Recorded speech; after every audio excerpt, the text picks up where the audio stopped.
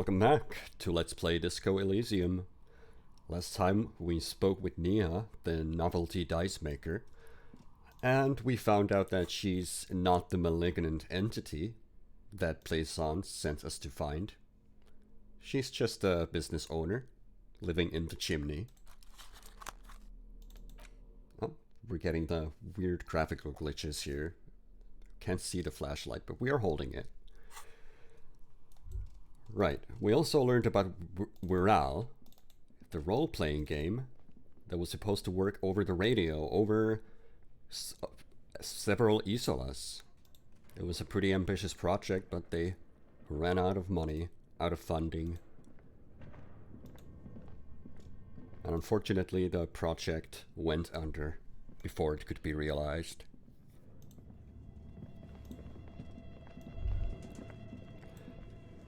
Let's have a look at our notebook real quick, or our journal.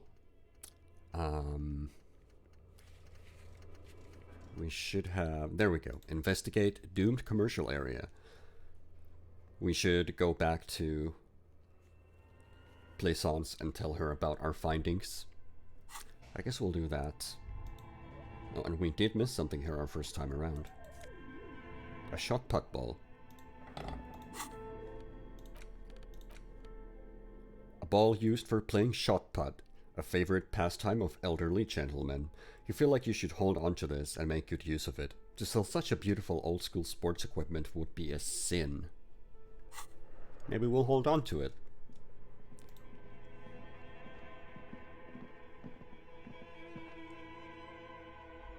We did lift the barbell last time. Kim was very, very impressed.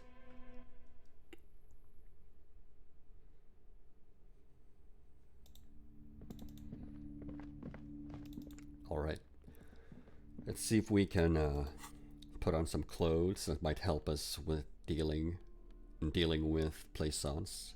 Suggestion? Maybe we'll go with that.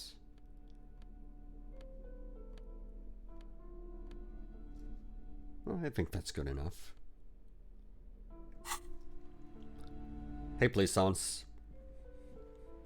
You're alive and well. Don't keep me waiting now. What's in there? In that dark sarcophagus? The dark sarcophagus. Yes, yes. How was it? Tell her how ghastly it was. You know it's what she wants to hear. This is the boring option. I think we're just gonna go with drama. We're a very dramatic cop. It was a charnel house of failed business enterprises, leeching life energy from this bookstore. I knew it. Oh, such horrors that have been thrust upon us. She shakes her head. But what else did you find? Did anything survive? No, of course not. Have you located the entity? I talked to the entity you told me about. Her name is Nia, and she's a novelty dice maker. A novelty dice maker? Well, spit it out. Why does she need the dice? For some kind of sorcery? Sometimes they use the ankle bones of sheep. What do you think, chat? She's not a sorceress or some malicious entity. She's just a businesswoman like you. No, ma'am, I have felt her aura. She is not the one to blame for this curse. She may be involved, but I don't have a way to question the malignant entity any further. What shall we say to Plaisance? I'm kind of feeling the second option. Just feed into the delusions of the book peddler. I guess we're just gonna go with that. No, ma'am, I have felt her aura. She is not the one to blame for the curse. I don't understand. If it's not her, then where is the source of the doom? How did she explain the curse? She looks perplexed. The narrative she's built herself, it does need tearing down. She's squeezing on the pendant too tight. A drop of blood in her palm. Just don't say you don't have any answer yet. The uncertainty is killing her. To hell with it. Perchance you ought to just lie, sire. You've come this far. You know how to end it. There is an entity behind the entity.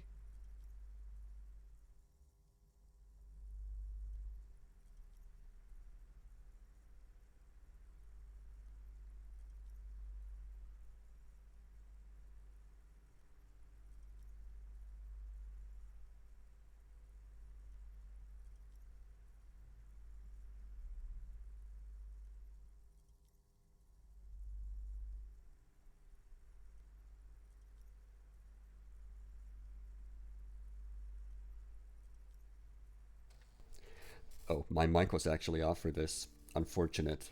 But, we could just go with the logical explanation. Lie about it as drama wants us to. We don't want to probably say the suggestion suggested against it. Or we could just delve really deep into the mystery. There is another entity, more malignant, pulling the strings in Martinez. Perhaps in my travels I will cross paths with it. I think this one should be left for the chat, honestly. What shall we say?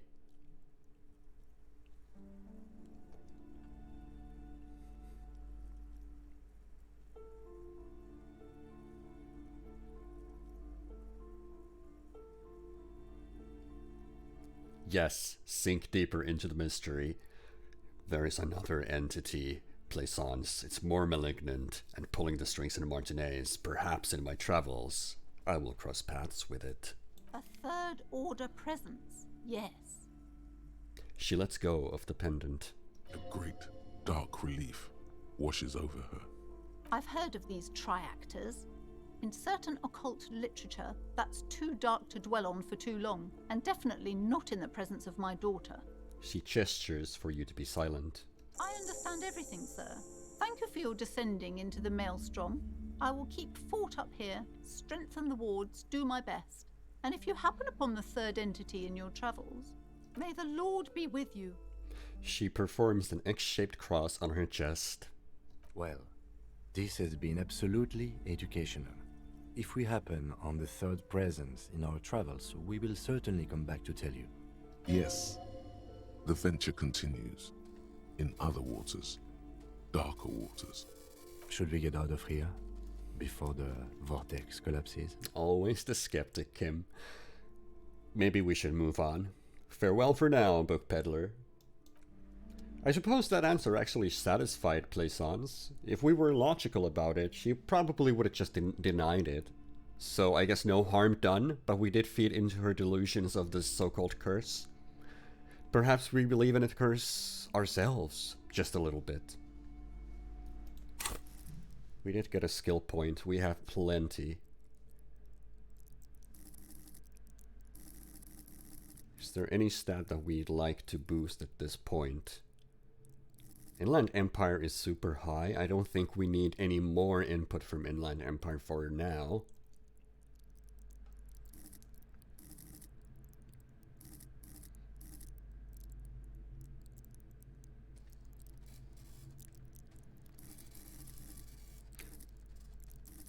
We could boost half light, so we could take another jab at interrogating the racist lorry driver.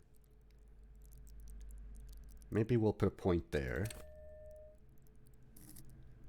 And accept. Oh, also, thought cabinet. We could unlock another slot. Let's do that. Let's have a look. Is there anything we'd like to internalize?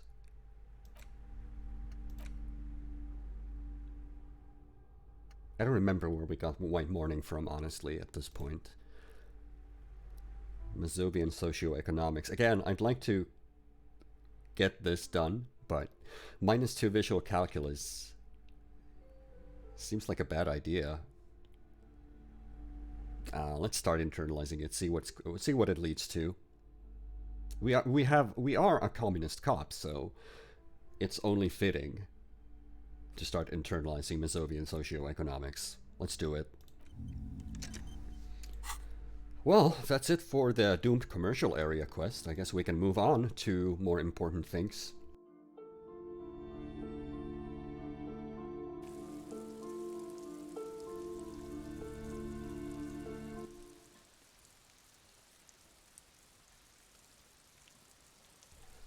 And what would that be? Here's the working class woman.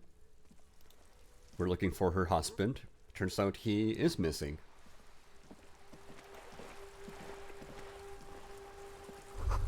There's something down there.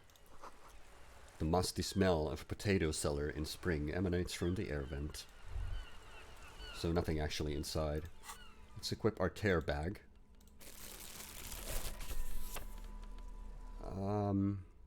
Maybe we'll not hold that for a while. We could put on a tape player. Also, a little bit of a change of clothes. Get back to Shiver's jacket, the RCM patrol cloak.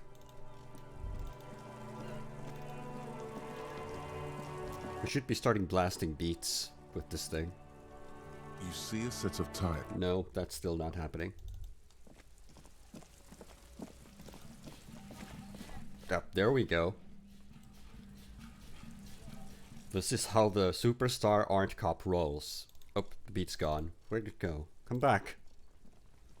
Don't leave me, beat.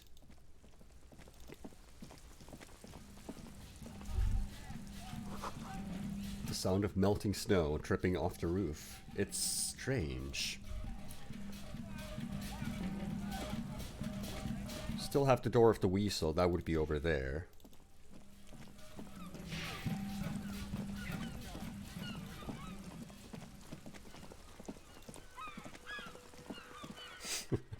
I like the idea of a cop blasting a boombox away while running down the street. Everybody's wondering, what the hell's going on? What is that police officer doing? Hey Cindy, you got anything new to say? Hello again, officers. Have you come to admire my mural? Oh, we can ask her about the armor. So you won't talk about the murder, but maybe you can tell us something about the murder victim's missing armor. What do I care about some fucking tin eggshells? Isn't armor art? Art for the, body? Ugh, alright, sad piggy. I'll give you this one. I saw a little girl in the fishing village running around with military-grade handwear. Looked cute as hell. If you haven't been there, the village is a shithole down the coast from the main plaza. Have a good time! She waves her hand in general westward direction. And there's a little girl wearing the gloves there? No. That's all the snitching Cindy the Skull does for today. Actually, I don't even know why I told you what I just told you. I have a weakness for animals. It's the animal thing again. Damn it. She looks at you, a little sad suddenly. Or a weakness for police officers, miss. Thank you either way. Catch you later, Cindy. Okay. Perhaps we should explore the apartment complex. We still have to look for the smoking man on the balcony. This is probably the place to look for him.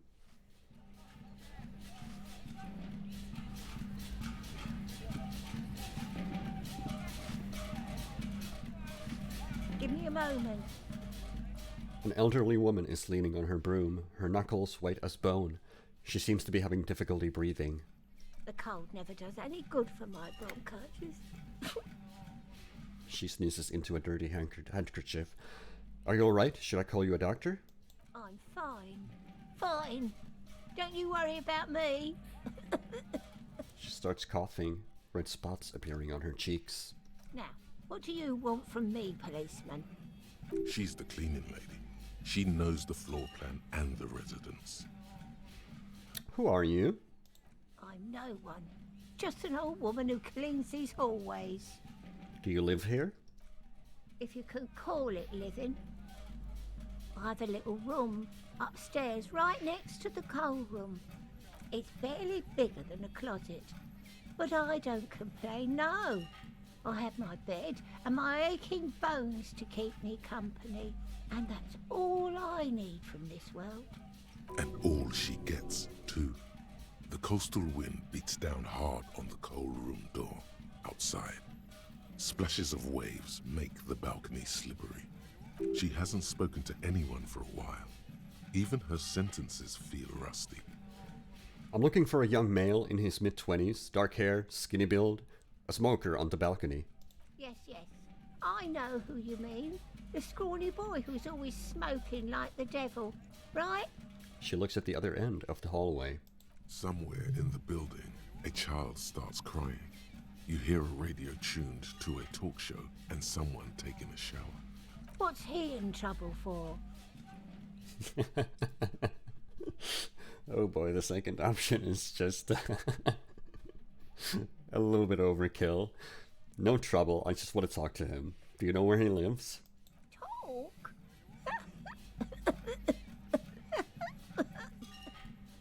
What was so funny about that? He lives upstairs in room 28. Go to the balcony.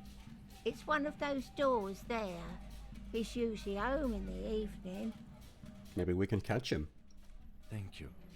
We should go check out his apartment on the balcony. See if he's home. Do we have questions about the apartments? Ask away, policeman. What can you tell me about Cindy? The artiste? Nothing I can do about her, I'm afraid. She ruins the walls faster than I can clean them. Still, She leans on her broom. she leaves an old lady to her business. More than I can say for others. That's all, thank you. Oh, no. Thanks, I'm off. Okay, maybe that's a little bit too boomy. The graffito says a firing squad for the rich. A note reads, foreclosed by Martinez Realty Associates.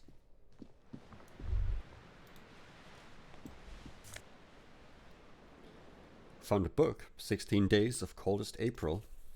We still haven't read any books. Perhaps today or tonight we'll read one of our books. We've accumulated a nice amount. 16 Days of Coldest April. The cover features a row of concrete buildings with a monochrome rainbow in the sky. It tells a rather excruciating story about two lovers during a period of ethnic unrest in Yugograd. The book has been filed under psychological realism. Sounds interesting. Perhaps we will read that later. Waves crashing in the darkness. A shift in temperature. The air chills around you. Dust settles on the stony floor. Rub your sides for warmth. A former architect stands before a slice of window, a room plan in her hand. A cold wave has made the air in the building stand still and frozen, with temperatures falling down to minus 20 degrees Celsius. Her face Is red from the cold. She's breathing on her fingers, clasping the plan. Traces of sadness are visible in her expression. the plan. Faint pencil lines on paper depict the same place, but a missing eastern wall connects the room with the neighboring apartment. Ideas for arranging the furniture have been jotted down. Look around yourself. It's clean and empty, with new tapestry embellishing the walls. A standard HB graphite pencil has fallen off a three-legged stool in the middle of the room. She had an eye for beauty. Shiver. Someone has torn down the wall.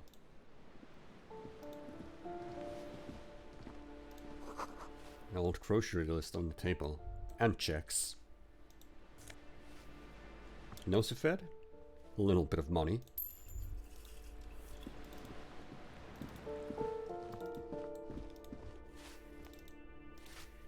Okay, this one leads to the balcony. It's not the one the cleaning lady was referring to, but perhaps we'll take a look. It's right there.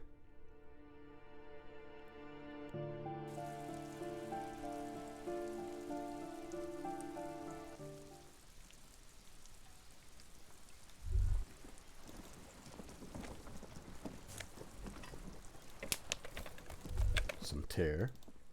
Oh hey, there's Cindy. Ooh, the piggies have learned how to saunter up staircases. I didn't think you could do that with hooves. But here you are. Alright, what shall we say? That's right, we've evolved. You're in trouble now, little lady. We cops don't like closed doors and unreachable perches, or people having high crowd on us. What do you think we should say?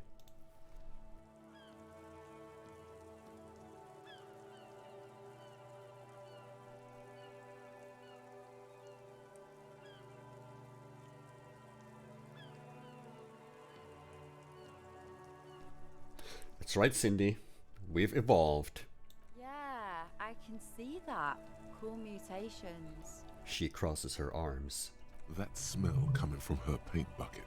It's not paint. It's heavy fuel oil. Is that heavy fuel oil?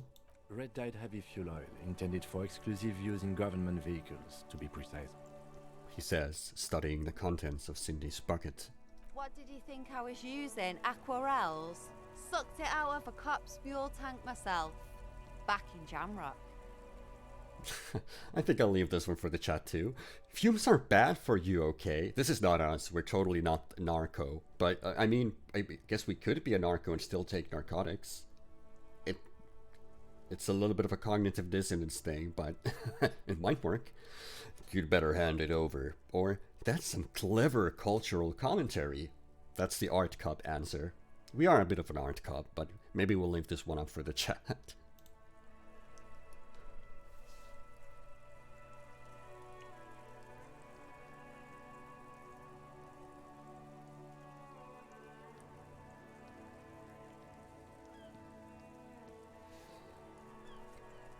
Yep, we're going with the art cop option.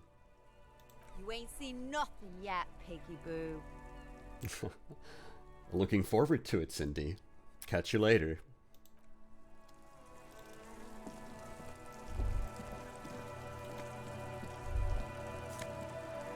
Even more money. We're raking in cash. Above, tarps flap in the wind. Forgotten hammers and nails rust. The door is locked. You can't get in. There was another door.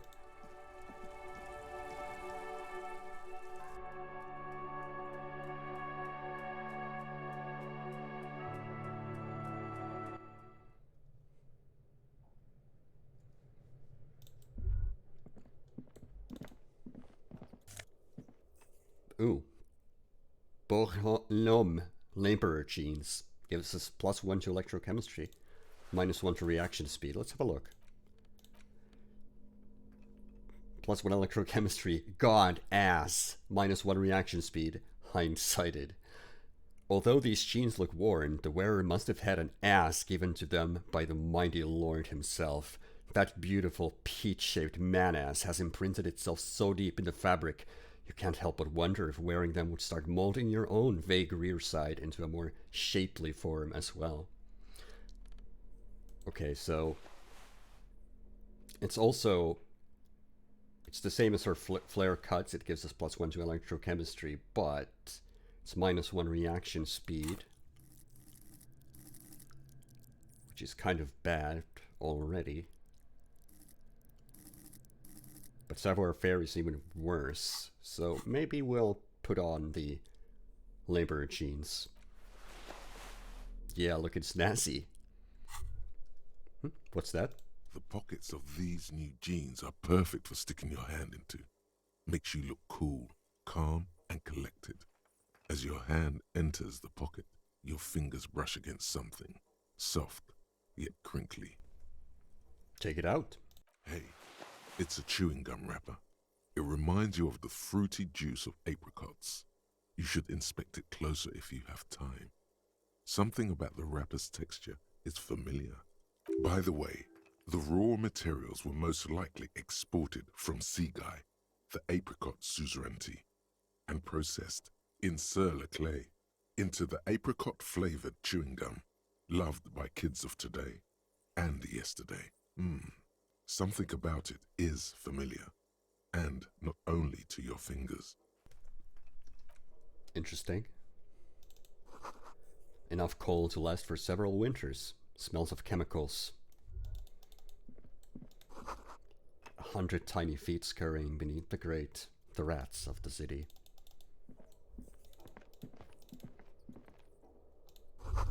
Someone has been sleeping here recently. Cindy, perhaps? Okay, let's take our pry bar, because there is a container we can bust open. 420 money. Hell yes. I could have sworn there was another container here, but I'm not seeing it right now. Guess that's it.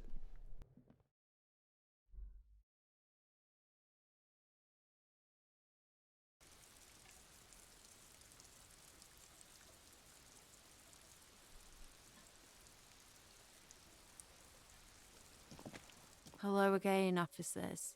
Have you come to admire my mural? Is that bed in the coal room yours? Ooh. Not only have you found my address, you've discovered my biggest secret. I'm a coal miner. She does have eyes that seem to be smeared with coal. Really? You're a miner? Yes. I keep hoping a shaft will collapse on me, but somehow it never happens. Don't you have a real home? Does anyone in a city like this? She replies wistfully, looking around. It's not the nicest place, but I guess it'll have to do. It doesn't have to do anything at all. Nothing does. Like me. Right now, I'm doing nothing at all. Cool. I have other questions. Shoot, Piggy. It's what you do, isn't it? Or maybe we don't. Catch you later, Cindy.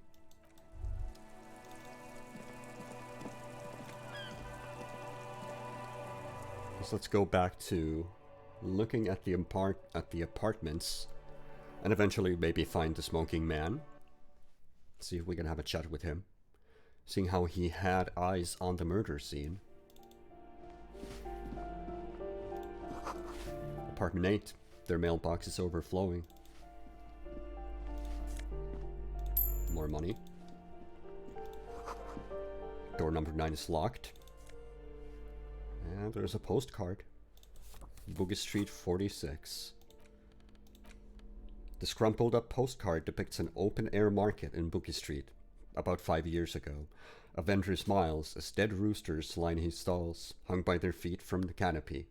Red blood flows onto the muddy street. Blurry shadows of people pass. It's worth 120. We may sell it. You hear someone walking around inside, rearranging the furniture. The number on the panel says 10. The walking stops abruptly, but no one comes to the door.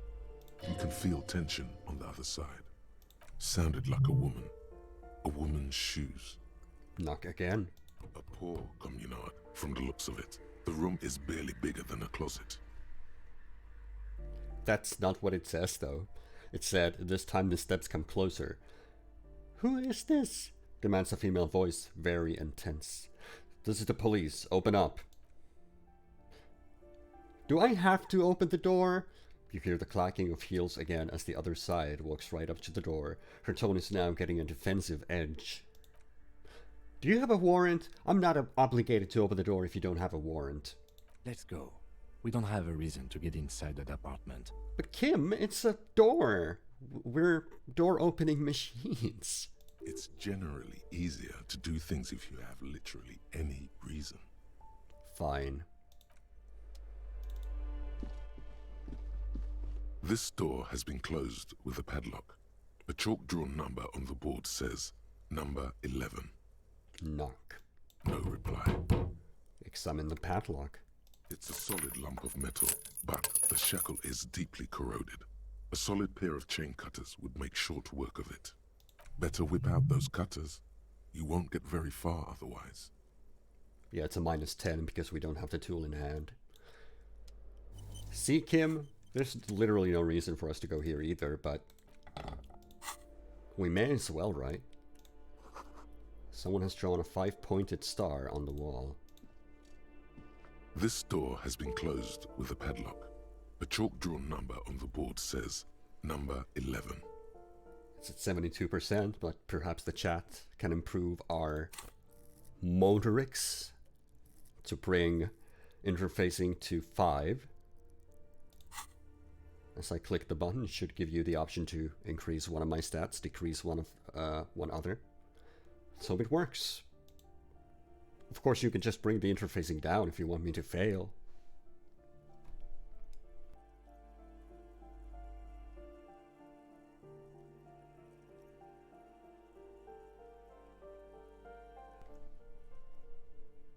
Ooh, we got a boost. 83%. Let's go for it. Snip, snip. The shackle snaps like a twig, and the lock falls to the floor with a little thud. It should be possible to enter now. After you, detective. We're not going to say anything about us busting in. Hear that? Magnesium. That's what you're lacking. The lack of magnesium has you slouched. Where's this coming from? We spoke to Kuno about magnesium a couple of episodes ago. Why is it coming up now? Okay, fine, composure. Let's hear it. The magnesium levels in your blood are dangerously low. It's about the low magnesium levels and not the high alcohol levels. I fucking knew it wasn't the alcohol. Or the other things. Yeah, the other things. Long live the other things. Made you strong as an ox, they have. So there's a lack of magnesium in me. Yes, and it's critical. Look at yourself. You're practically devolving into a fish due to the lack of magnesium in your bloodstream. So I need to maggot sideways.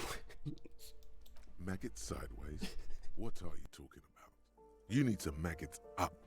You've probably had 2 heart attacks and a minor stroke already. And the only prescription is insane amounts of magnesium. So, composure, you're saying I need to become a magnesium-based life form. Yes. If you want to live, you need to evolve. You need to ascend the carbon barrier. Go to the apothecary and buy insane amounts of magnesium. It will reverse the damage to your circulatory system. Just remember, it's not the alcohol. Buy more of that too. Alcohol is not the problem. And it's certainly not the dextroamphetamine, nor smoking for 40 years. It's the lack of magnesium and excess of coffee. You should stop drinking coffee. It wreaks havoc on your gastrointestinal system. A very compelling point made by composure and electrochemistry. Let's have a look at that thought. Magnesium-based life form. -1 shivers, because no shakes. It's generally understood that human beings are carbon-based organisms fusing little carbon tubes together to form complex, mushy structures capable of thought, love, and locomotion. It's also known that these structures sometimes like to take the edge off by consuming ethanol, amphetamine, etc. In such cases, it is important to supplement your body with magnesium. Tired? Maggot. Down. Mag time. Liver damage? Maximum mag. Some people say magnesium doesn't really do anything and you just need to quit. What do we tell them? I think that's a compelling argument. Let's become a magnesium-based life form because it's definitely not the alcohol and the dextroamphetamine and the smoking that's making our body crumble down. Start magging it sideways. Sorry, magging it up. Anyway.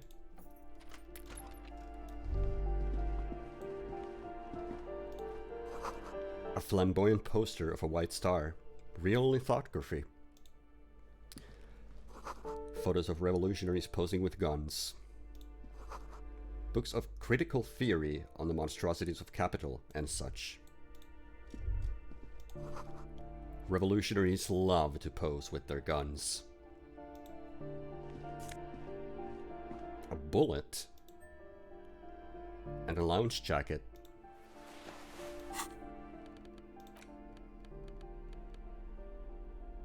It actually doesn't show up on our menu, but it shows here that we've got 1 bullet. We don't have a gun. We lost our gun. We're still looking for our gun. And we got... Right, the apricot chewing gum wrapper. We'll take a look at that in a bit. Saramarisian lounge jacket, plus one conceptualization, summer plans. A classic white summer jacket, loved both by the Saramarisian Communist Party and the accompanying subtropical drug traffickers. It fits you well, regardless of your political ambitions. Plus one conceptualization. Oh, look at that. Look at that fancy art cup. I think we'll hold on to the petrol cloak for the time being, though. As for the chewing gum wrapper... There it is again. The scent of apricots with a touch of cinnamon. Smells like the end of some distant summer. The surface of another planet. Or some ancient temple. Ancient temple? Yes. From the height of antiquity. A long, long time ago. Millennia ago. On an island of time you can never return to. End of summer. The sun sets into the sea, but the water does not boil. Instead, it turns to liquid gold. For a moment, the world's store of precious metals seems to increase dramatically, and you are rich. There is a movement next to you. The shuffle of a small coat, warm like the evening. But when you turn toward it, there's nothing there. Wait, come back! Why are you talking to a gum wrapper? Good question. I don't know why I do a lot of the things I do. Take a deep, deep breath. Bitter, citrus, sweet. It seems to grow stronger, like a glow, with every breath you take. Whatever petrochemical byproducts they used to create this artificial flavor have bonded tightly to the wrapper. Or is that just your memory filling the gaps? Until a blossom of skin and flower petals erupts behind your closed eyes, made of toffee, cream, and distance. You just had to take a dive. Feels so familiar. Why do I have a sense of foreboding about this? Put the wrapper away. Yet another thought gained. Apricot chewing gum scented one, -1 reaction speed, living in the past, research time 5 hours, 5 minutes. You found a trace of the entity who's been stalking you across the plains. The Gloom Stalker, the conglomeration, the shadowy organization behind your downfall, possibly connected to the dreaded X something. Granted, it is impossible to determine its true identity, but you can remember where you first smelled its treachery. Yes, use the Tutti Frutti gum wrapper. Reconstruct the day you first breathed in her untrustworthy atoms. Very ominous. Our thought cabinets are full at the moment, and we only have one skill point. I really don't want to spend that just to get this done now, but perhaps later we can internalize this thought as well.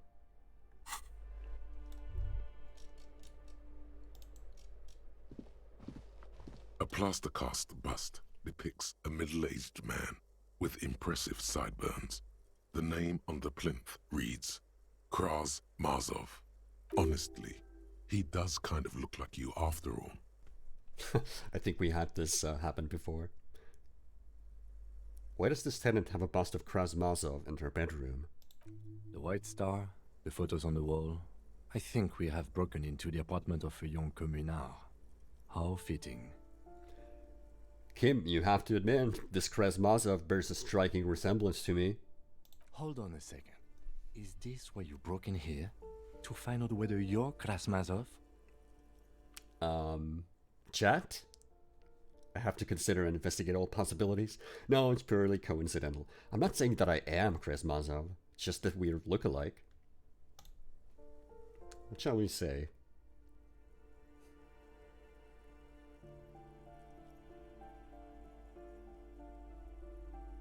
I do like the idea of us busting into an apartment just to find out if we are Kraz Mazov. I'm not saying I'm him, just that we have a striking resemblance. Sure you are. Just humor me for a moment. Don't you see the resemblance, Kim? Well, you both do seem to share an affinity for sideburns, but it seems like old Kraz here didn't drink nearly as much as you. Thanks.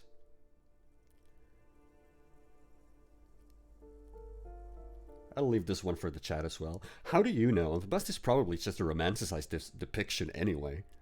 Maybe this bus shows him before he started drinking, or, let's just face it, we have a problem with alcohol. I don't think the third one really fits us, seeing how we're hell-bent on getting drunk and high.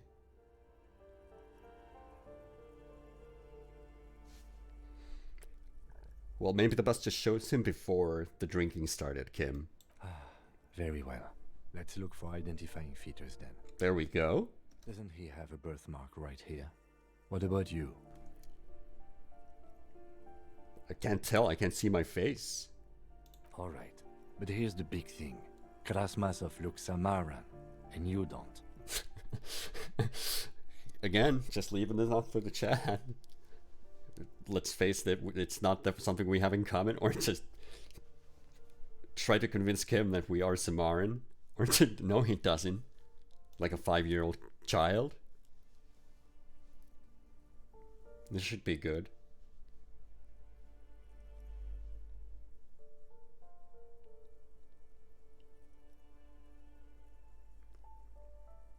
Unanimous. Kim, I'm part Samaran as well. Okay, you win. Be Krasmazov then. I don't care. Why are you so hell-bent on proving that you're Krasmazov anyway? Because I'm a communard. We are a communist. Because I believe in powerful nation state is the only way to protect the working class from subhumans. This is the fascist option. Because actually, he wanted stability and incremental progress, and so do I. I think that's the moralist centrist thing. Because he was totally a gangster and a bank robber who went for all the cash in the world. That's me. I'm not sure, it's just a feeling I have, but I trust my feelings.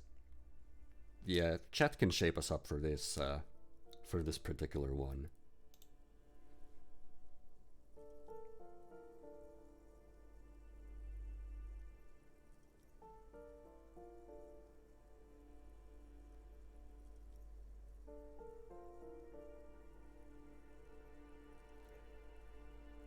Okay, let me just have a look here.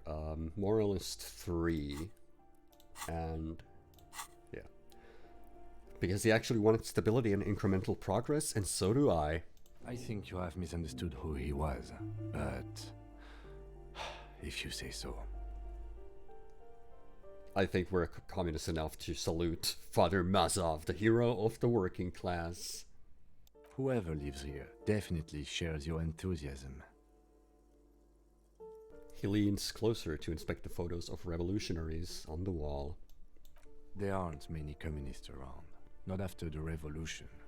Some youth still keep the ideology going, it seems. Leave. We get another thought, but what's this? What's this? We're getting reports of normal, reasonable, temperate political opinions somewhere in Martinez. See, this is what happens when you pick left centrist options. This is because I keep saying none of the above to political stuff, isn't it? It's also about that, but it's also more. Perhaps it's the hangover. Perhaps it's a temporary surge of serotonin, but something tells you it's time to become a citizen of the kingdom of conscience. First, where is this kingdom of conscience, empathy? It is not a place. It is a moment in time that can only arise in the right circumstances. In all of human history, it's only been achieved a handful of times. How do you bring about those circumstances? Incrementally. Yawn, you'd get there faster with a little speed. Speaking of, when are you going to get on that, bub? I'm working on an electrochemistry. I'm really trying to find speed. History's greatest catastrophes have been brought about by people trying to make the world a better place. Too quickly. That's the genius of Dolores Day.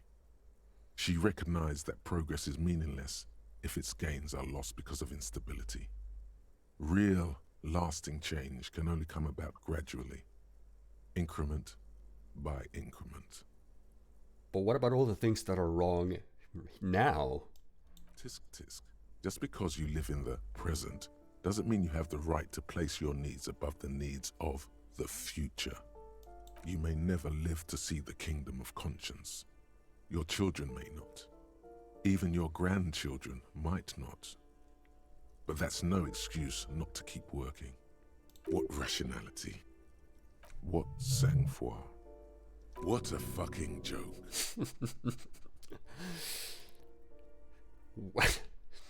Wait, is the kingdom of conscience really about doing things or just preserving the status quo? Do you believe the status quo is preferable to chaos and bloodshed? Do you, chat?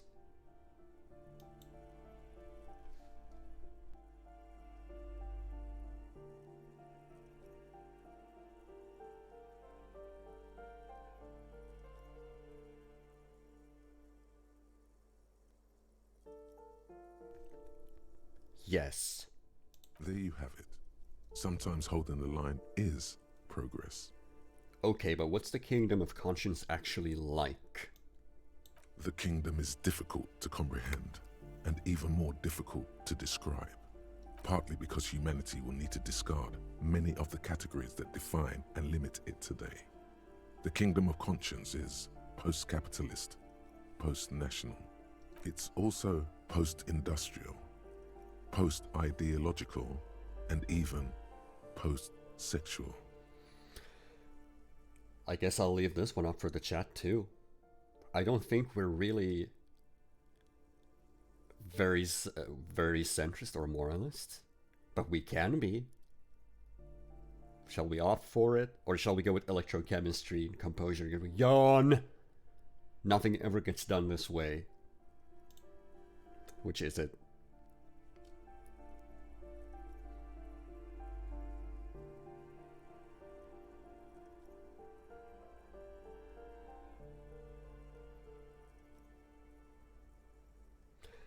Seems fine, but I still want to live for the present, though. And we opt out. What you want is immaterial. The kingdom of conscience is coming, whether you like it or not. Only very slowly. Would have given us a thought if we opted in. That isn't just a five-pointed star. It's an inverted white pentagram cradled in a wreath of antlers. The iconography of communism, in other words. Inspect it closer. The star and antlers was developed in the 6th decade of the last century and quickly adopted by Mazov and the communards during the revolution. Even today, half a century after, the star and antlers retains the ability to evoke hope, disappointment, and fear in equal measure. Why is the star upside down? To symbolize the toppling of the old order. Also, some social democrats were already using it. What's the deal with the antlers? The wreath of antlers represents a natural crown. It was about building a society that could exist in accord with the natural world, and at the same time above it. Why white? Because white is the color of peace. What does it evoke in me? Ooh. Gone is the glory of hope. Only the scribblings of impoverished students remain in dirty hallways. You are the big communism builder now. It's you or no one. Gone is the beautiful, beautiful reality of communism, and we took damage because of that to our morale. We are out of healing items for this. The next failure will kill us.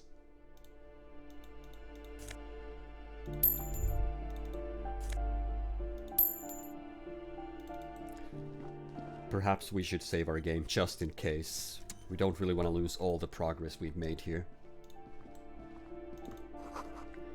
This box is filled with cleaning chemicals. Smells of laundry detergent. Got some glasses. Flip up glasses. The Auditor. +1 logic, balancing the books. -1 authority. Filthy boho. Probably a narcomaniac. Is that supposed to say hobo? Or is boho a thing? I don't think I've ever heard the word boho. These flip-up sunglasses were fashionable in the old, but have since lost their popularity. Their thin gold alloy wire frames are a reminder of a drug-addled bohemian artists. These days These days, the glasses are only favored by organized crime accountants who desire to look cool. +1 logic, -1 authority. Our authority is super low already. I don't think I want to put those on just yet. But it will give us a nice logic boost. Eviction notices and missing pets are plastered on top of each other. An old shoe rack, boots, sneakers, and old slippers. Apartment 12, a loud rumbling snore comes from within. The snoring is scary somehow. You should leave.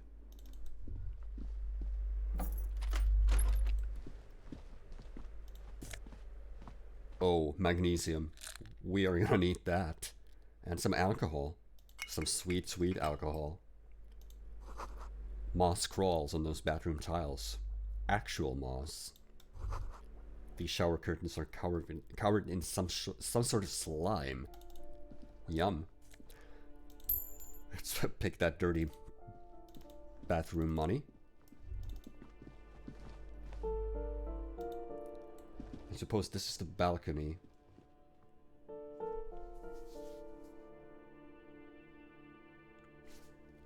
Where we should find the smoking man, or his apartment. So many blips. The breaker box is full of cigarette butts and electric wires. You hear distant traffic. Night's falling on the city.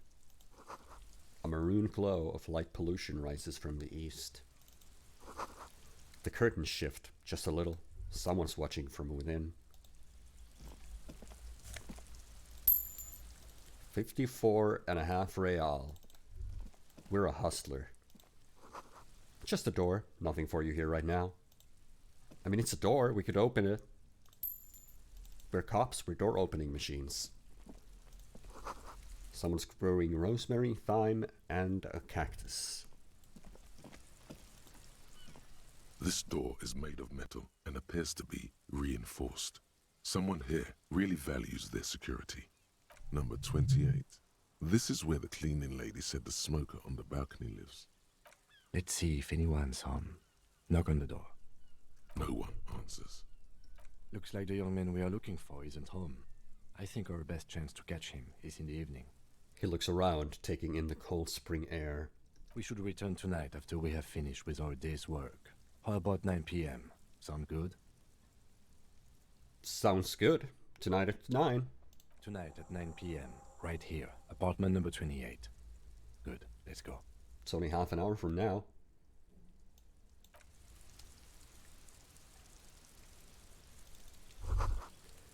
This is the door to apartment 29. Complete silence. Whoever lives here isn't home. Apartment 30. Voices from within singing along to some buoyant dance track. That's where we had our party from before we lost our memory. Okay, so in half an hour, come back for apartment 28. In the meantime, maybe let's go chat up the cleaning lady.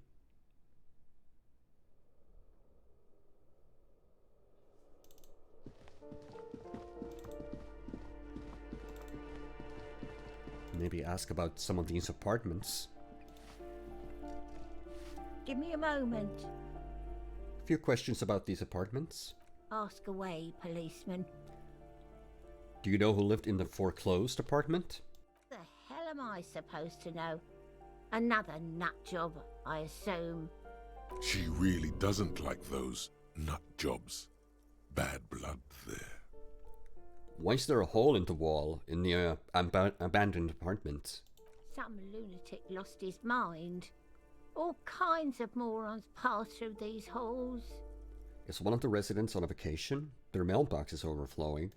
People come and go. I don't keep an eye on everyone. They probably just moved or died. Hopefully somewhere else. Who lives at apartment 10? No one lives there. It's been empty for months. But I talked to someone through the door. Impossible. I would know if someone had moved in there. She pauses, eyeing the hallway. Maybe it's those countercultural people again. breaking into a house like it's a public space. You're a policeman. Be good and take a look, will you? Sure, I'll go see what I can find. I'd like to have a chat with these counterculture people. Great. Young people. They're worse than rats. You know, always littering the hallways with trinkets and empty beer cans. You know, those young people and their trinkets. Who lives behind the padlocked door? Oh, that one is a scientist, a future scholar. Suddenly the old lady's face is beaming. I think he studies astrology at the community college. Education's good. I always tell them to study. Astrology? Something to do with all those stars around his door. He asked me to leave his drawings up on the wall. Yeah, she probably meant astronomy, but maybe we'll pick the first one. You mean the star and antlers? I think that's the symbol of communism. The symbol of what now? How about we leave this for the chat? Communism, you know, like in the world revolution. You know, the ones who support the working class against capital. It's an ideology. It has noble aims, but it's also been used to justify terrible bloodshed. It's for loons who have no idea how economy works. It's a symbol for contributing to the demise of our noble state in the name of some made-up world of equality. Or just be boring about it. It's a political ideology. What do you think? What do we think communism is? Let's see if it's gonna be completely at odds with how we were before.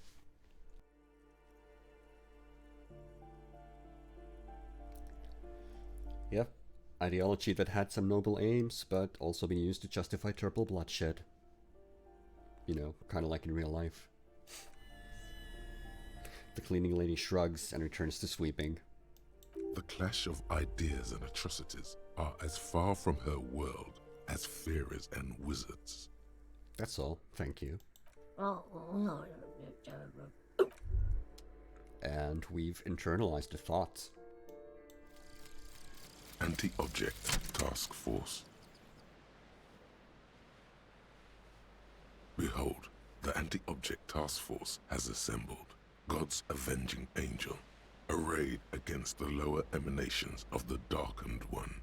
Shoe racks, tape recorders, motor carriages, and doors. So many doors. You're not just pounding it all to pieces. You're reforging the universe, from the anvil of the heavens to the worms below. Indulge in it. Be bold. Have an impact on the shape of creation. Out of the furnace of your rage. A new reality. Also, you should trash your room again. Sounds like a good idea. Attacking physical objects heals damage. That's a nice one.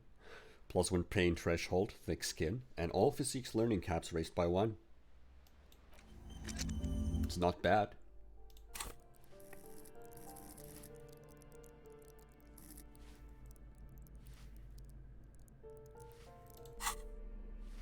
We also did get some other thoughts, didn't we? The suicide of Krasmazov. Temporary research bonus -1 rhetoric because bad PR. Takes 4 hours and 45 minutes. There's something you can't get out of your head. Krasmazov, the father of scientific communism, the premier of the Communist Party of Shest and Grad during the anti-centennial revolution, head of the 11-day government, sideburn-toting, bearded figurehead of the movement, shot himself in the mouth and died? One day in his cabinet as things were collapsing around him, just gave up? That's not good propaganda, is it? Be a communist, shoot yourself in the mouth. Something about this irks you. Maybe that's another one we can internalize later. When we have some more skill points to spend. Well, let's go have a chat with whoever's behind this apartment, since we took upon it. You hear someone walking around inside, rearranging the furniture. The number on the panel says 10. This apartment's supposed to be empty. Did you break in here? Excuse me, of course not. Scare them. Suspected of some big crime. You have plenty of reason to enter. We just boosted up half-light, so maybe we'll go with the third option for this. Are you cooking morphine in there? Oh, come on! There's a pause before you hear the door being unlocked. Well, that was easy. That was smart. The lieutenant says, nodding towards the unlocked door.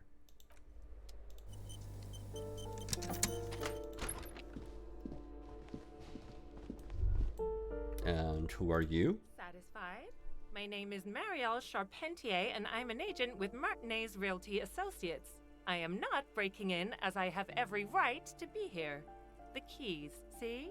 She jingles a set of keys in her hand. Boy, there are a lot of different keys there. More than 20 at least. Do you want to see my ID as well? You can't legally ask for it, but why not? Want to see my residence permit too?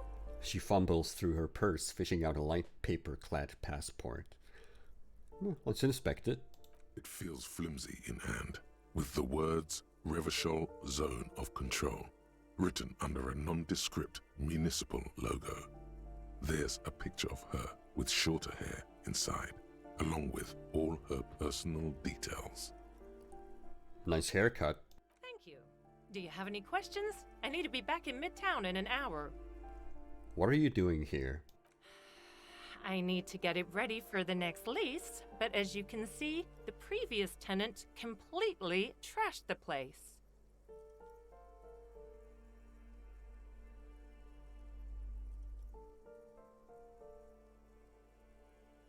Yeah, we need to say this. We just got anti-object at task force. I fuck shit up too. Ha! Sounds like you've spent too much time undercover in some rock band. It's not a compliment. Who lived here? It was some kind of a moribund old man who used to be a business owner. You'd think they'd make rent. She stops, hesitating. A sudden serious look crosses her face. This story didn't have a happy ending. But that was months ago. Anyway, was there anything you wanted, or is that it?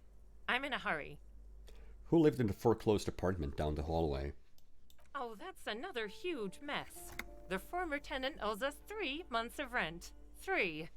We closed the apartment and planned on auctioning off the valuables, but... Scandalous. 3 months. And again, I have no idea how stupid mistakes like this can even happen. But Ron, when he came to close the door, didn't close the neighboring door. And there's a hole in the wall. So preppy. She's probably on some low-grade performance enhancers, like Preptide or Pericanine. A hole in the wall. Can you believe it? And then the tenant ran off with his stuff. He's gone. The money's gone. Just like that. She snaps her fingers. The sum must have been puny. It couldn't have been that much money. These apartments look pretty shabby. These apartments are perfectly fine. They have gorgeous architecture, a million-real view of the bay, good ventilation, neighbors, life, spark, and they are affordable. I'll tell you, Martinez has a future. In a few years, it's going to blossom with artists and creatives and those radio computer wizards. Mm-hmm. My money has also disappeared, I think. Well, it does not disappear from my hands. No, I don't let it. So, what happened with the wall? Don't ask me what happened with the wall. I have no idea how we're going to find the time or resources to fix it. Both apartments are now unrentable. Both. She's still shaking her head, manicured hands now crossed over the chest. Thank you, that's all. Of course. She replies with a smile, but her eyes remain glazed over. She's been waiting for you to leave. We'll just grab these shoes. Black monstrats, +1 to indirect modes of taxation. Because we're the affluent moneymaker, man. These Perrin Ingersoll shoes have no lacing, but a strap and a buckle. Due to their elegant and affluent design, they've been described as the most advanced dress shoe. So advanced, in fact, that walking through slush and mud does not leave a single trace on them. How do they look on us? Pretty snazzy. Oh, what's that? The luxury of fine things. Just look at those black monk straps.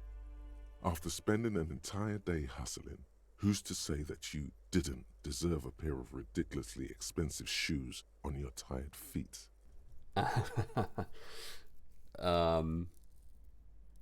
We can discard the thought and the shoes, or we can agree with savoir faire. Beautiful things make people happy. What do you think, Chad? What shall we say?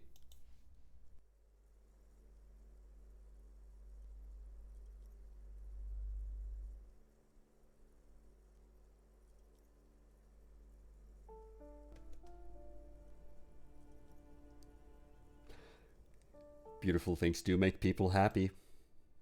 Beautiful things give you a rush. It's power. Crafting your style, draping your flesh in silk and leather, deciding how to present yourself to the world. Remember, when they come to take it away from you, you worked for those shoes. Whether you like it or not, wearing these shoes has made you more liberal. Ultra liberal. Uh-oh. They're either a gateway drug or a booster pack to get you deeper into free market ideology. Great, we're becoming a caviar socialist. Gosh, caviar. Looks like a fine mattress. Don't be ridiculous, you can hear it swarming with bugs. A blister of medicine peeks out the box. You should take it. Don't mind if I do. Hypnogamma. Oh, okay. We're actually good now in terms of morale healing items.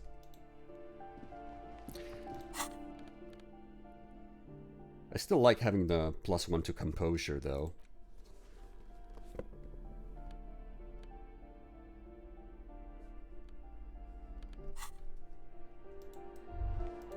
I think we're done. We still have to wait a little while for us to go talk with the smoking man.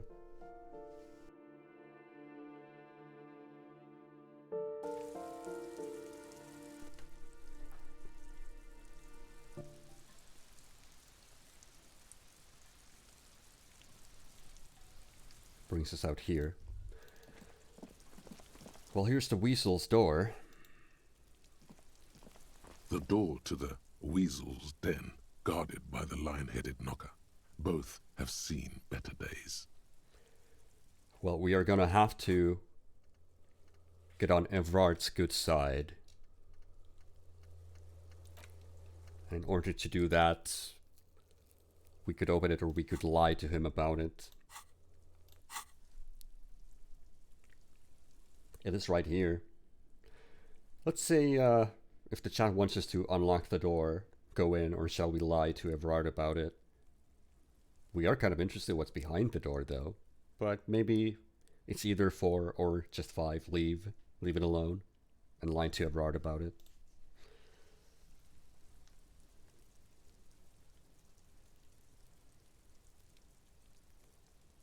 Kim seems to be okay with this. He's not opposed to the idea of us unlocking the door. Perhaps we'll go with Kim, with just opening it. You try to be as silent as you can. It takes a bit of rattling of the handle to loosen the bolt. Finally, the door unlocks with a small clack. Thoughts race through your head. The sound of the key turning still echoes in the yard. Hopefully no one heard. Only curiosity could account for stepping over that threshold. Maybe there's treasure in there. A white alligator. A fountain of quicksilver. Those seem pretty unlikely. Master investigator, you just can't keep yourself away from locked and hidden places, can you? What do you mean? Nothing, nothing. You're right. Get in there. Deep. Invade every personal space. Break every lock. I'm just browsing. Yes, that's what it is. A quick peek here. A short glance there. It's all quite delectable. So many new thoughts. The Shamrock Shuffle. -1 esprit de corps, confusing behavior. Takes 1 hour and 5 minutes to internalize. By now it's clear you like to look inside containers. You like to open doors and see what's behind them. Maybe secrets? Maybe more juicy containers? Let's be honest, you like all containers. Trash cans, utensil trays, manholes, coat pockets, secret containers left behind by the Philippine kings that hold forbidden relics. Okay, you haven't come across one of those yet, but one day... Wait, is that why you're so hellbent on opening containers? Do you think you'll find the Holy Scepter and the Orbe de Montagne? Maybe.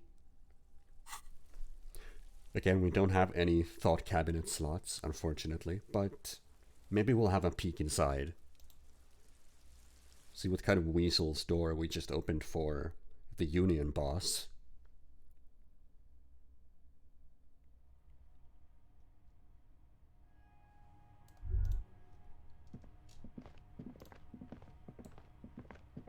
A row of mugs sits on the shelf.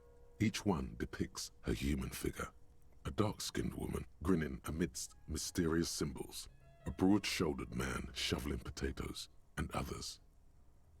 Tap on the mugs. A little ring. Though cheerful, the images on the ceramic make you vaguely uncomfortable. The lieutenant picks up one of the mugs, then puts it back down with a look of disdain. I'm beginning to feel better about breaking into this man's apartment. Whip out your yellow man mug and compare. Yes, your broken mug friend would feel very much at home here. The same humor, the same mocking lines. There's the missing tin soldier. Whoever lives here might have used the Whirling's container to dump his trash. And now they've drawn the ire of the Union.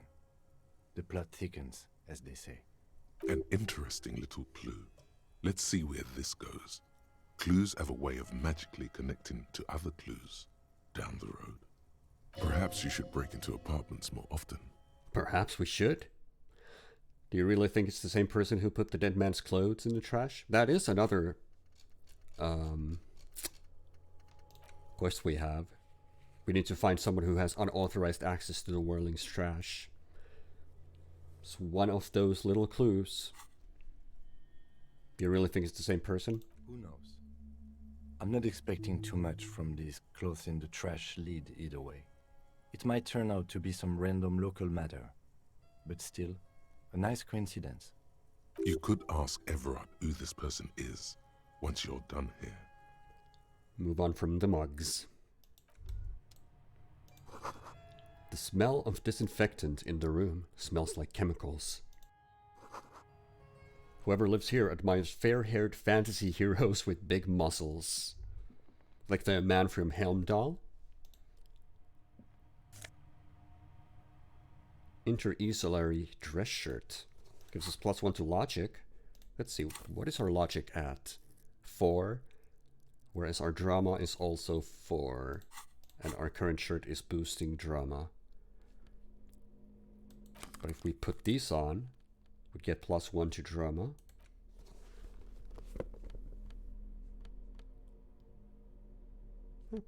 I'm kind of liking this setup.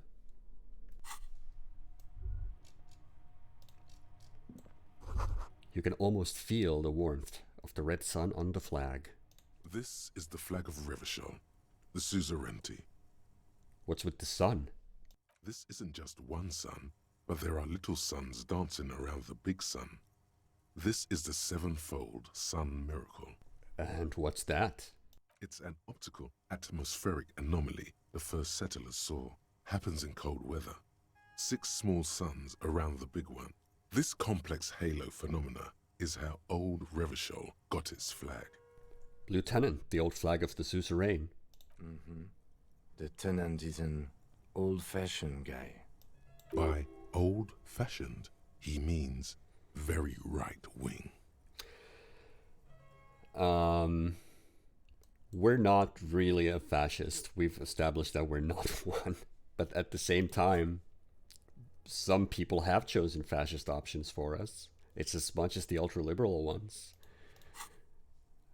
I don't feel like going to the flag, though. The flag doesn't seem to mind. It's just a colorful fabric with a sun sewn onto it.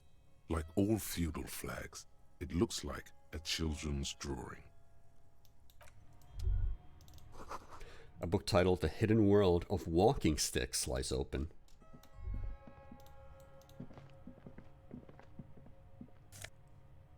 More magnesium.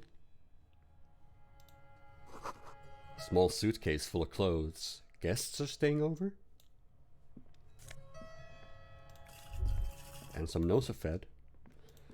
Well, not much came out of that, but now we can go to Everard. Tell him we opened the door to the Weasel's house.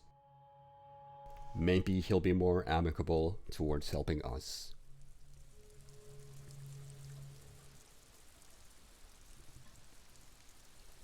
Still have a few minutes to spend before checking out the man at the balcony.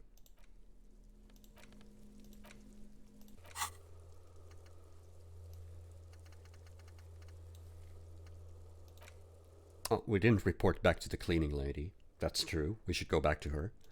Find the armored gloves. Well, yeah, we learned that the gauntlets are probably in the fishing village. We can't get there until tomorrow. Right. Let's go speak with the cleaning lady.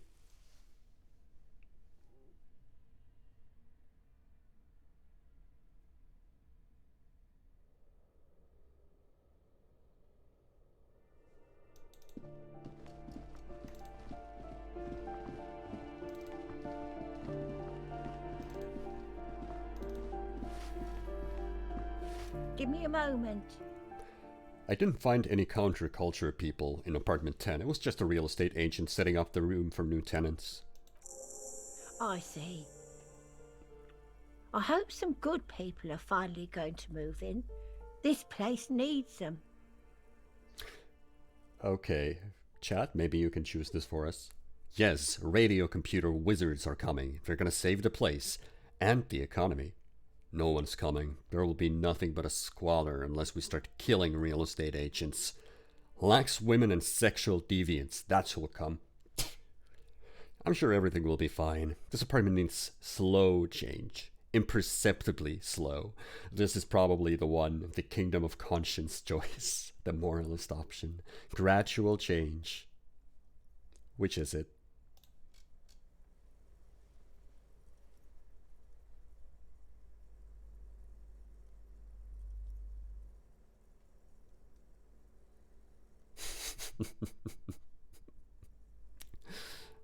I had an inkling. Look, we need to start killing real estate agents, otherwise nothing will get done. We won't be killing anyone. And you shouldn't say things like that. You're a police officer. There's been enough killing. I've seen it. She's seen it and known those who have been killed. We didn't make the best impression. Thank you, I'm off. 2056. Well, maybe this is the time to actually try opening up the ledger of failure and hatred. I think there's some options here that we didn't get to. It's the ledger you found in the trash. A cabbage of papers hanging from the board, with the permeables drawer inside. It's barely held together by a clip, then made complete by the faint smell of urinal cleaner. Did we leave anything in the hidden compartments? Without resistance or sound, the two panels move against each other. The compartment is now open. Inside, you see 2 ticket stubs and a handmade postcard. We never said this. It's a pretty suicidal option. Fucking kill yourself, you asshole. The words just crossed your mind somehow.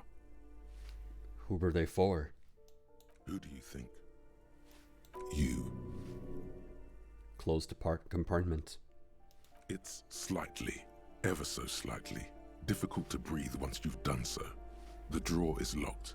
Blue ink drips from the white pages in your hand. Your hand shakes. You're flushed with adrenaline. Oh, our logic is very high. Because Kim explained the system, we have the ixohedral dice set, and we finished the autopsy.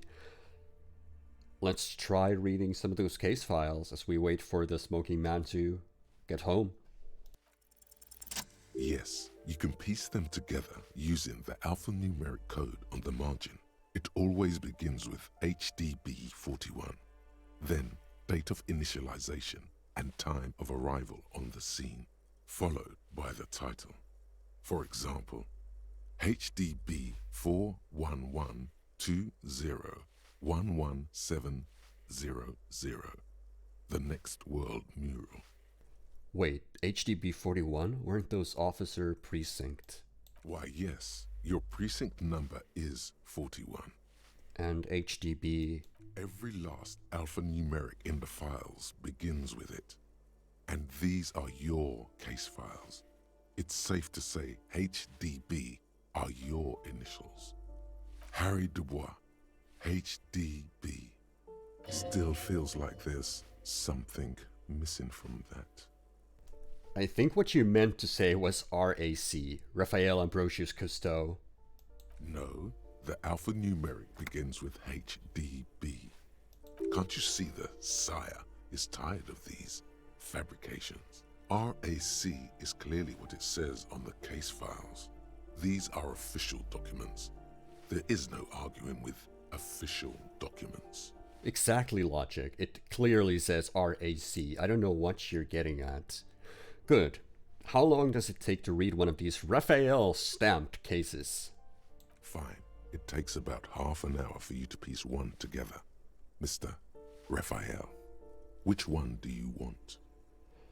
Oh, I guess we'll have a read later. I just realized it's past 9. We should be able to go talk to the smoking man. Not much has changed in the meanwhile. A bunch of sodden papers still sags from the clipboard. I imagine we'll have plenty of time to read those later. Perhaps after we're done with the investigation for the night. It is past 9, so we have the option to sleep now, but we can stay up until 2 a.m. There's probably enough for us to do.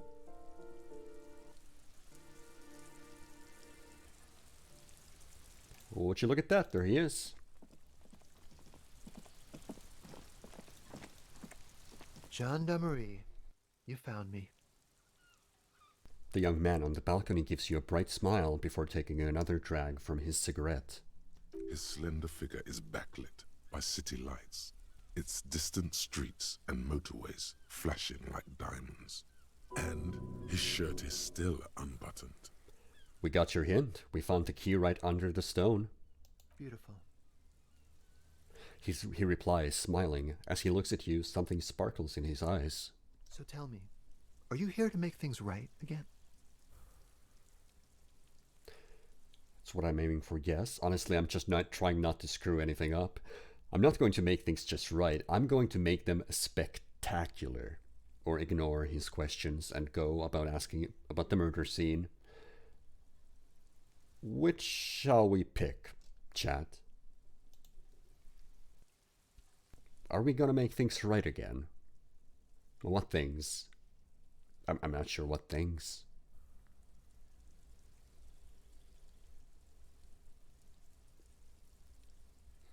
It is fitting, we are the Superstar Cop.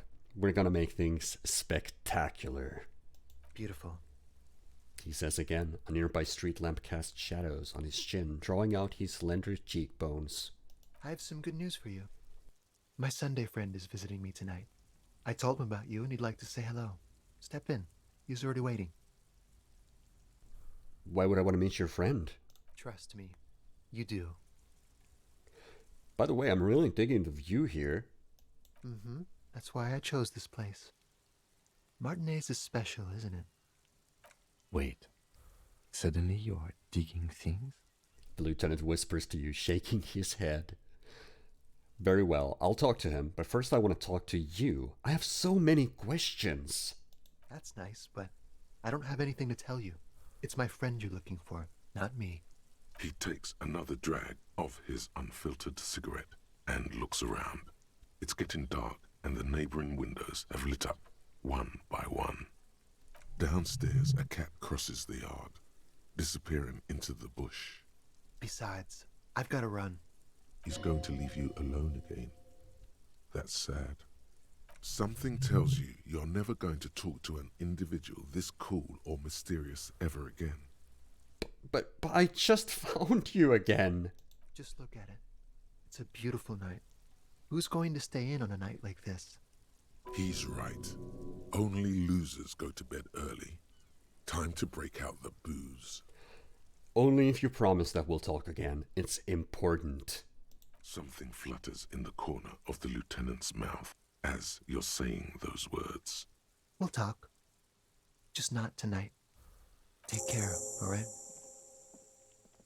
He says with another disarming smile before slipping off into the night. And he's gone again. Looks like it's becoming a theme for him. He's always leaving. Why is he always leaving, Kim? Who knows, detective? It's a mystery. He says, turning his face away from you. There's something so different about him that I just can't put my finger on. Different, of course. There's just something so mysterious about the way he talks and moves and... Something so mysterious about the way he talks.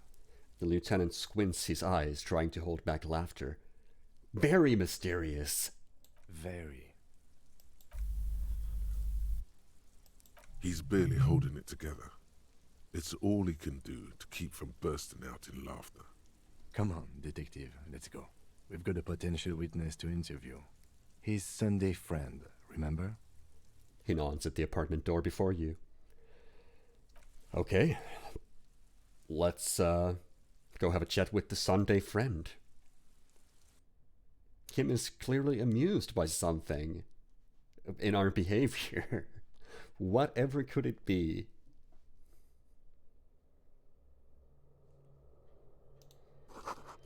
Quarterly business magazine. Dishes soaked up in a pot. Governmental issues take me all over Revachol, as you can see. Who are you talking to? Flyers for underground parties. Dates for open lectures at a local university. An empty ashtray. Oh, what's this? A Sumerian conical hat.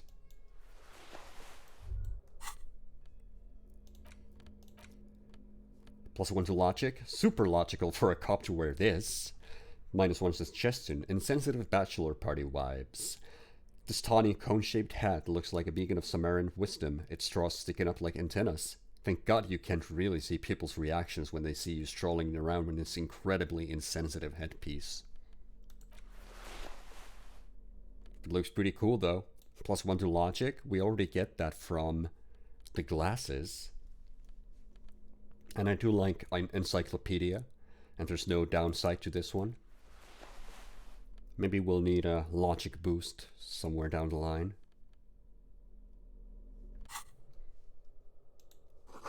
An exquisite canopy bed made of metal. An old photo of the same apartment, dated year 01, 50 years ago. Expensive men's perfume lingers in the air, and we got a skill point. Party Dragon's silk robe, +1 drama, +1 electrochemistry. This is so us. +1 drama, become the dragon. +1 electrochemistry, become an addict in a strange bathing robe. The sleazy, silky bathing robe in vibrant blues features a roaring dragon on its front, ready to take off into the night. A red belt has been provided for fastening. It's culturally insensitive, but only for people who are not from Seol. The real Seolites probably don't care.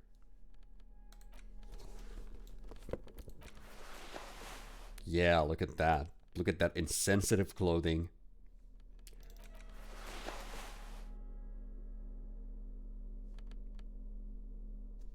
Let's keep it on for a little while. Buckets of paint on a layer of old newspapers. So, the Sunday friend, I presume. You have acquired the robe. Keep it, officer. It looks good on you. His hands are clean and well manicured. This is a man who knows the importance of appearances. My name is Charles Vildor, and I am an official with the coalition government. I work for the Institute of Price Stabilité on assignment from Sur la Clé. I heard you talking to my friend outside. Very good. Super. I am here to assist you in any way possible. Ask me about the hanging. Hanging? What a drag. He seems like a cultured gentleman. You should ask him about the finer things. We could just keep the robe. That's cool. Before we go on, I absolutely have to inquire about this wonderful canopy. Oh yes, my friend has a great eye for these things. He refuses to tell me where it came from. It's a mystery. I believe they call this type of frame industrial. It's very comfy. That's really all I can tell you about it. He forms a little rooftop with his fingers. Cold air sweeps in from the balcony. The lieutenant takes out his notebook and nods to you to proceed. You actually witnessed the lynching. I'm sorry to say I did, officer. The man gives a solemn nod. This is just the break we've been looking for, Kim. Easy, detective. No need to jump to conclusions. He eyes the spectacled man near the window, who smiles and spreads his hands. I don't think he did it. I don't think we're gonna say this, even though it is kind of funny. Start from the beginning, if you don't mind. Officer, it's very difficult to describe what I saw that night. It was so surreal to me, like in a play. He holds out his hands and blossoms his fingers, like a drama teacher setting the scene. What do you mean, like in a play? It was just so strange. I could barely comprehend what was happening. I was on the balcony when it happened, getting some fresh air. I remember that first they came in, carrying what looked like a body. And then I saw all the surrounding windows go dead, one by one. That's when I understood. I should not be seeing this. Sounds like the victim was unconscious, or at least incapacitated. Interesting. Who were they? Can you describe them? I couldn't see their faces well, and there were quite a few of them. But they were very loud and very Martinez. He pauses, looking for the right wording. Let's just say that the laboring classes can get rather expressive with their profanities. How many of them were there? I couldn't tell you exactly. Less than 10. Maybe 8? The lieutenant sends you a sharp look at the mention of that number. Were any of them huge? Like 200 kilograms huge? That's a giant you're describing. No, they were all quite human, as far as I could tell. What happened next? I went back inside. Yes, back inside. Keep yourself safe from the killing. Were you able to see anything from inside? Officer, the yard was pitch black. There was nothing to see, but I could still hear their voices. They were threatening to kill that poor man. Who were they? Men? Women? All men, I presume. But again, I couldn't see very clearly. What ethnicity were they? I believe they were mostly white, though I believe I saw 2 Areopagites among them. And I am quite certain that one spoke with a Mesk accent. What happened next? Well, that's the strangest part, officer. Nothing happened. It was oddly quiet for a public lynching. What do you mean nothing happened? They lynched a guy. Eventually, their shouts died down, and that was all. There were no gunshots, no celebratory shouts, no anything. Why didn't you call the RCM? You're right, of course. That is what one is supposed to do in such circumstances. I was simply in shock. I'm afraid I don't have anything else to add. About what time was all this happening, approximately? All I can say is that it was late. So let me get this straight. You didn't actually witness the hanging itself, did you? No, I didn't see the corpse until the following day. It seems this wasn't the break you were hoping for. Aww. I think we have everything we need. Thank you for talking to us, Mr. Vildor. Of course, anything I can do to assist the RCM. What's an official like you doing in Martinez? The coalition is only looking out for the price stabilité. Inflation is a killer, like a heart disease blocking the normal circulation of the economy. It must be controlled. The economy impacts the entire international community, which is why it requires international oversight. Okay, but what are you doing here in this apartment? Well, I'm renovating it. It is an interesting project. The building used to be a 12-story skyscraper before the cannons took the top 4 stories off. This, of course, happened when the coalition forces landed here. You could say I'm undoing some of the material damage the international community caused when we arrived here. So you're some kind of bureaucrat? Yes, as I said before, I'm a commissioner from Sur-la-Clé working for the Institute of Price Stabilité. This is one of the main projects of the Moral Intern. Wait, there isn't actually an Institute of Price Stability, is there? Or maybe there is. God, it's impossible to understand whether someone from the Moral Intern is joking or not. What is this international community? La Communauté Internationale is what Revacholians colloquially call the Coalition. In other words, the nations that stopped the disaster of the revolution. And what do I call the coalition? Your employer, technically speaking. The governing authority of Revachol. The RCM is but one part of this provisional administration. Oh, pretty much knew that already. What is the price stabilité? It is the most important thing. That doesn't tell me anything. It's the central goal of any sound monetary policy. Maintaining the price stability is essential to maintaining high levels of economic activity, which is essential for maintaining high levels of employment, which is essential for maintaining the social stability. Basically, it makes sure the price of bread doesn't change. Inflation, in other words. Précisément. Too much inflation, bread becomes too expensive. Too much deflation, it becomes too cheap for bakers to produce. That's why the Institute of Price Stabilité works to keep inflation just below 2%. Below 2% of what? But not too far below. No. Too below is also bad. Below, but close to 2%. You're not answering my questions at all. The coalition believes in the importance of informing the public about the benefits of the price stability. Transparency is one of our principles. Would you like an informational pamphlet? Sure, give me a leaflet. A sound monetary policy is essential for addressing uncertainty. Stability is the raison d'être of the Moral Intern. It's the reason why I identify as a moralist. But oh, I don't have my leaflets on me today. That's too bad. You can always call our information line. Making information available is part of the Moral Intern's commitment to transparency. I've heard about this moral intern before, but I want to know more. It's the International Organization for Moralists, hence Moralist International.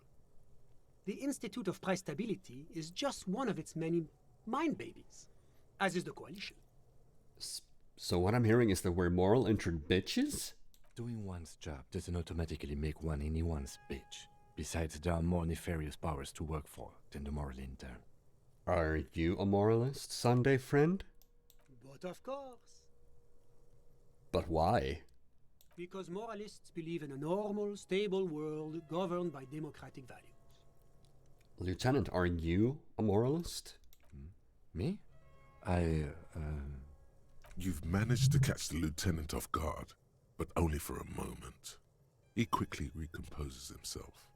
I'm a lieutenant of the RCM, dedicated to maintaining law and order in Revachol. A very moralist answer. The man nods. The lieutenant is practiced in the art of putting on a show for one's superiors. But what is a normal, stable world?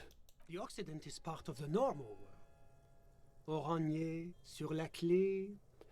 Martinez doesn't seem very normal or stable to me. Martinez? No. Martinez is something else. What about the rest of Revachol? Is it part of the normal world? Revachol is generally difficult. It's led by an interim government, which means it hasn't yet achieved full democracy. But they are working towards it. You're all doing very well here, relatively speaking. He gives you an approving nod.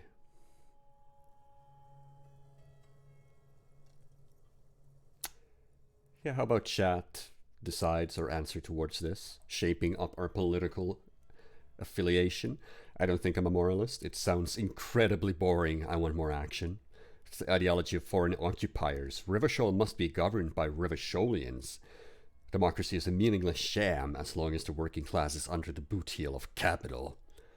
It's like every time I'm talking to people, I'm choosing option D, none of the above. Is that moralism? Yes, that is moralism. What shall we pick?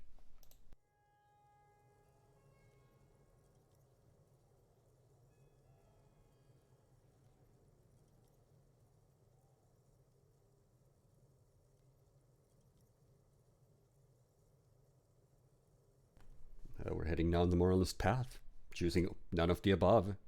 Is this option D usually the most reasonable answer? It's usually the most boring one. Not boring, my friend. Responsible. Moralism is all about compromise and achieving the achievable. It's pragmatic, realistic, and level-headed. An ideology for doers. Are you a doer, my friend? It looks to me like you are. Well, I do a lot of drugs. Does that count? Now, enough of this delightful political interlude. Was there anything else you wanted to ask? Tell me about Sur la Clé. What's there to say? Sur-la-Clé is a modern, urbanized country that measures very high on the Human Development and Freedom Index. Mostly, though, it's known as the executive heart of EPIS. Moreover, it is a great sponsor of less emerged countries. Revachol is only one of its many darlings whose progress it supports and cherishes. Darlings? That can't be an official designation. What makes Revachol Sur la Clé's darling? Because a great percentage of Revachol's culture hails from Sur-la-Clé. Its language, its people, its cuisine even. Or at least in the downtown La Delta area. Jamrock and other parts of the international zone have been mercifully spared of Sur la Clé's love for meatballs and mashed potatoes. Tell me about Oranje. Oranje is an exemplary nation who, as a core member of EPIS, contributes 28% of our annual budget. Next to Sur-la-Clé, Oranje is probably the most prominent member of the international community. Okay, but what outside of EPIS? What is Oranje? Oranje's economy is one of the most advanced in the world. It has successfully transitioned from heavy industry to advanced services and generally acts as an engine for sustainable change in the international community. But that didn't tell you anything about Oranje. Well, can't you just talk like a normal person? About what? About Oranje, just tell me what it's like there. Oh, it's very urban and very well organized. Their streets are clean, their horse cars run on time, the people are polite and efficient. Like I said, they are an example for less emerged nations to follow. Okay, enough business. Let's talk about something else. Whatever you wish, officer. Can you tell me something about your friend? Ah, my friend. My friend is a good young man. His family immigrated here from Kedra, and life has not been easy for him. But he understands the importance of education. He has taken his future into his own hands, and that's all that matters. What's Kedra? Kedra is a candidate member of APIS. But, between you and me, their potential membership is a more contentious issue. What do you mean? That it's never going to happen. They entered negotiations in 21, and it's been pending ever since. What's this EPIS thing you keep talking about? EPIS is a very special program developed by the Moral Intern to support certain Occidental nations. It began as a unified system of weights and measures, which proved to be a wild success. Nothing but kilograms and centimeters as far as the eye can see. God, yes. Sweet standardization. The backbone of rationality and commerce. Hear that, Americans? It was such a wild success that we expanded it into an economic union for the processing of steel. Another success. And between you and me, the Moral Intern feels emboldened by this success. Emboldened to take EPIS to the next level. Okay, but what does it stand for? Why, it stands for progress and stability. like the moral intern as a whole. No, what do the letters stand for? It's been such a wild, extraordinary success thus far.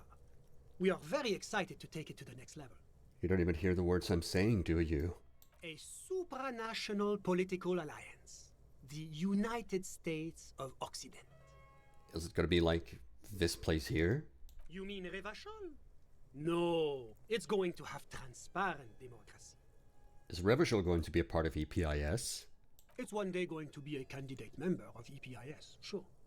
Except that candidate members never become full members, do they? Didn't you say that candidate members never become real members, like Kedra? No, candidate members do become members. Why do we even have the whole system in place if they don't? It just takes time. Time and evaluation. But we were talking about my friend here, not politics. He chuckles gently. How did you two even become friends? How did any of us become friends?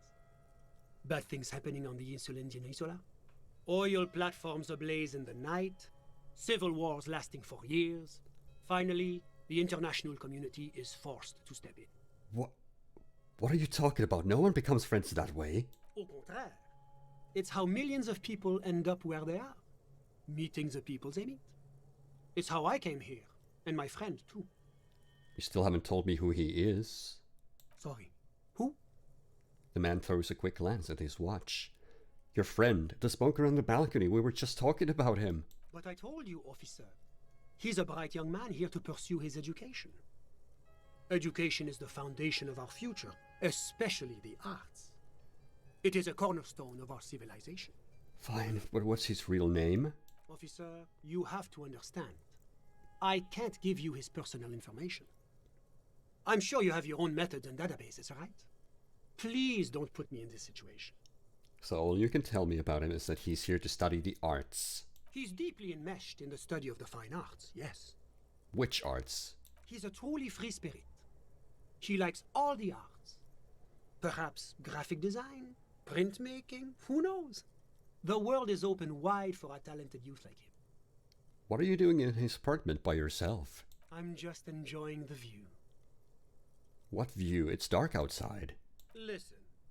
He says, raising his hand. The baby is crying in the neighboring apartment. Someone's baby is crying. No, listen.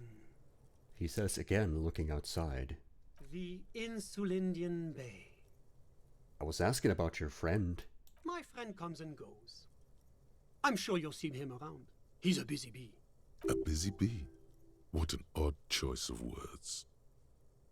Well, let's pursue the other path. I want to see what that goes to. The baby is No, the What about it? Bay. What about the Insulindian Bay? This place used to be a luxury accommodation before the revolution. Apartments, of course, were much bigger then.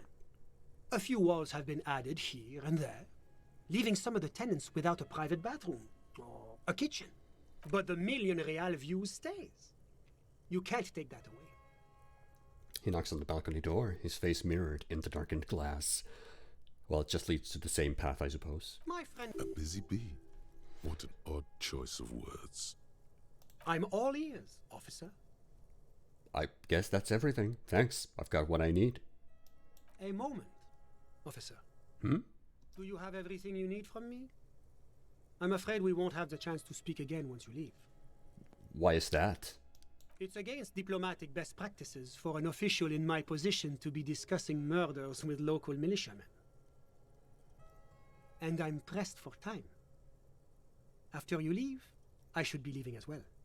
That's not the real reason he's so apprehensive. Men in his position shouldn't be seen loitering around in underprivileged young men's apartments in the middle of the night. Mm-hmm. Thanks for the heads up. My work here is done. Of course. I'm sorry I couldn't be the break you were looking for. Good luck with the investigation. Thank you. I believe we got a thought as we were doing that. So, okay. Whoever this man is, Vildor, I think he said, he is a diplomat for EPIS, and specifically the Price Stabilité, the Institute of Price Stabilité. And we just learned some interesting political affiliations. Very much reminiscent of some real-world counterparts. Perhaps a mishmash of certain international entities. But that's enough politics for today. Let's have a look at what we just gained as a thought. Magnesium-based life form.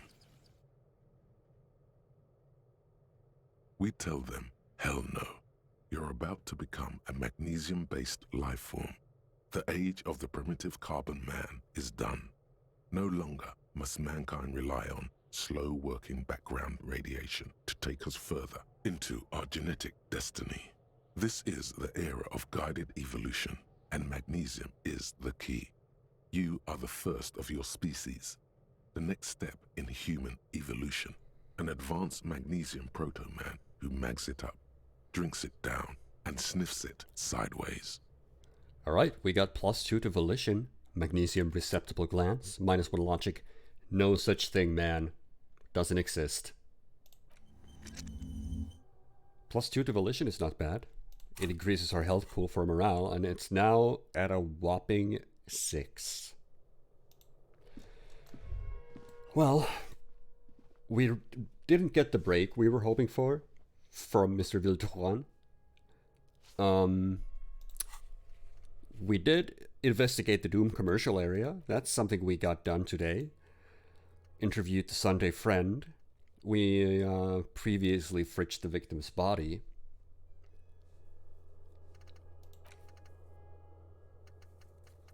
We have so many